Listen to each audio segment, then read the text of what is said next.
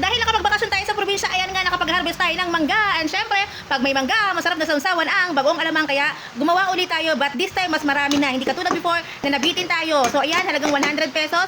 I'm sure na hindi na tayo mabibitin sa dami ng manggang ating na-harvest. Ayan, pinakuluan muna natin sa suka para matanggal ang sobrang alat ng bagoong. And then ayan, minekos-mekos ko na rin yung bawang at sibuyas. Buti na lang, nakabili ako ng murang shampoo sa Shopee. Hindi na ako nahirapang maggadgad.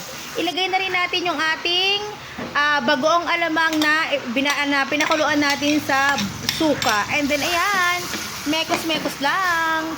Kagaya ng ginawa natin, same lang din yung pagluluto natin. Lalagyan lang natin ng pamintang durog para pampadagdag anghang.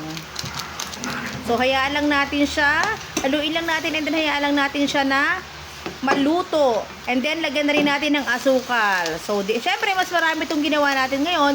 So mas maraming asukal ang ilalagay natin kasi ang gusto natin ay tamis anghang para yung asim ng mangga ay hindi sobrang asim ng mangga, kaya yan, medyo tamisan natin yung ating alamang.